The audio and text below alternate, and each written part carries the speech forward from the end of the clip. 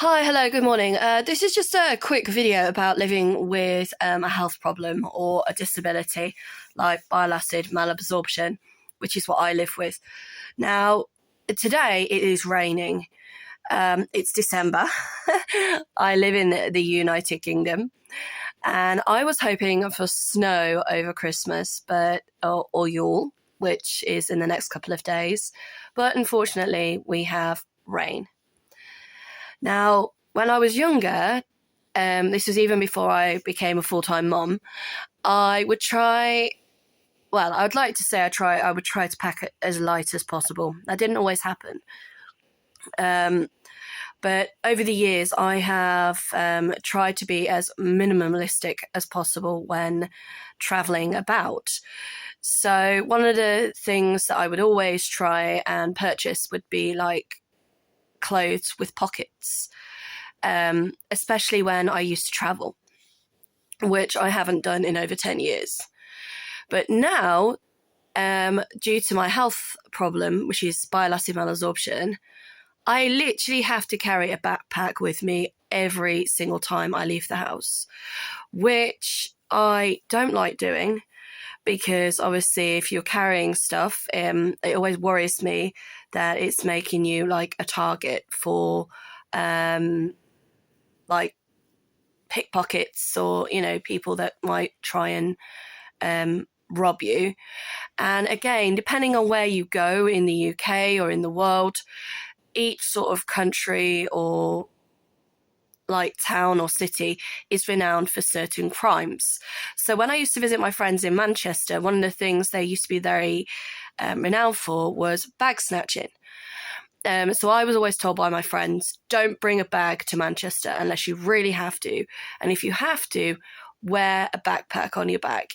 The only worry about that was obviously because of the increase in knife crime and how people would literally, because I've known them do it abroad as well, where what they'll do is they'll literally cut the bottom of your bag open, and then someone else will have another bag underneath, and all your contents will fall out of the bag into another bag, and then they'll run off. Or if they don't really care about injuring you, they've also had incidences, don't know about in the UK, but I know like abroad, where they will literally cut the straps off your bag, and they don't care if they cut you in the process so that they can steal your stuff.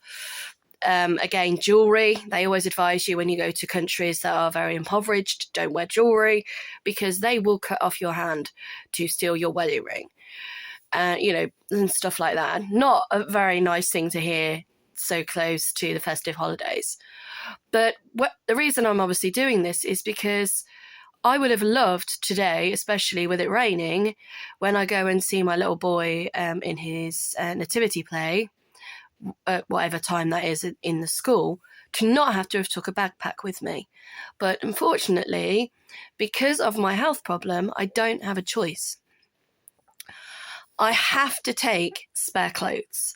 I have to take incontinent underwear. I have to take my medication. I also have my radar key. So if anything goes wrong, I can use disabled toilets. And, whereas I would have just loved to have been able to have just walked out of the house with my phone, and that's it, and my house keys. But unfortunately, which would have just perfectly fit into a coat pocket. But that's not the case. And again, anyone when they have like children, or especially small children, you do feel like you literally pack for 2-week holiday just to go to the shop. And I'm talking like the local shop. I'm not talking like, oh, let's go and do the main shop for the week. I'm literally thinking, because, you're walking down the road, next thing you know, your child's had a punami. And yeah, explosive diarrhea with children was something that I constantly had to deal with mine, because they did have a few digestive problems due to being born early, and also due to, unfortunately, having to combine feed. So,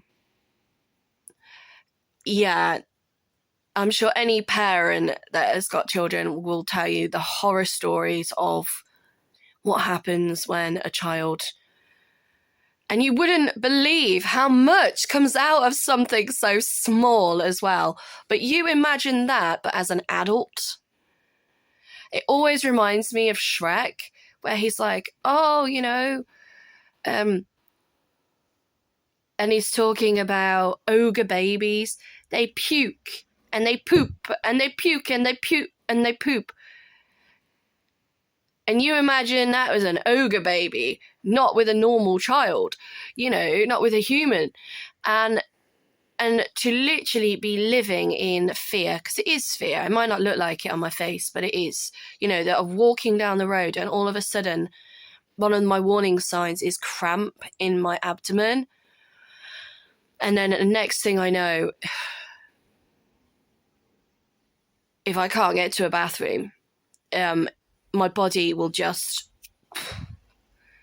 let it go, literally, you know. And I feel sorry for anyone who has any illness or disability where, you know, things like incontinence, it plays a major part in that. And I mean, one of the reasons why my personal independent payment stopped is because they were saying, well, if your incontinence was that severe, you'd be into the incontinence clinic.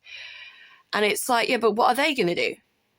All the incontinence clinic would do, I mean, they may do some tests, but I very much doubt it. They would have just looked at my medical history. They would have said to me, oh, are you already wearing incontinence underwear? Probably. And I would have gone, yeah. And they went, right, well, there's nothing else we can do for you then. You've got a condition called bile acid malabsorption. You know, it's not like I'm pissing myself and they can say, oh, you know, you've got a weak, like, pelvic floor.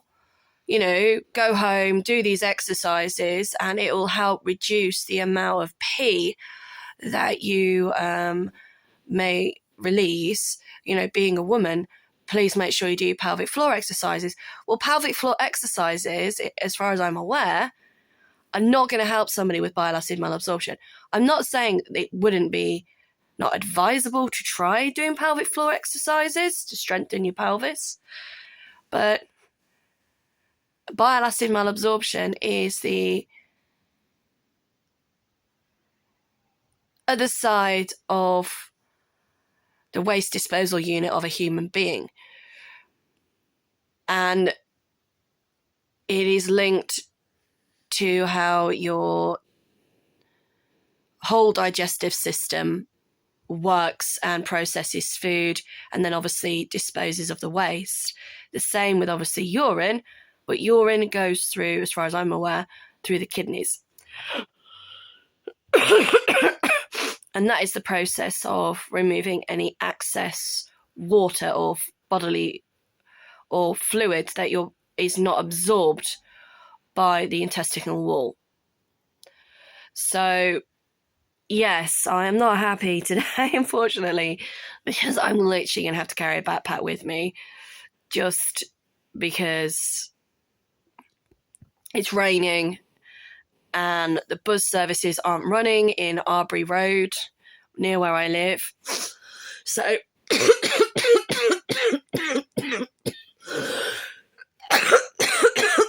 sorry. So anyone, again, living in Nuneaton, in the Stockingford area, unless you do have to go out, I would say stay home, stay well, stay safe. You know, it is cold, it is dark, it is wet, it is damp. Pardon me. So unless you really have to go somewhere, and especially if you're going to be on foot, I would say stay home and take care of you. And anyone driving as well, please stay safe, or anyone using public transport, just everybody try and stay safe. But please bear in mind that Arbury Road in Nuneaton is still closed, and it looks like it's probably going to be closed until next week. But don't quote me on that. Anything can happen in the next 24 hours.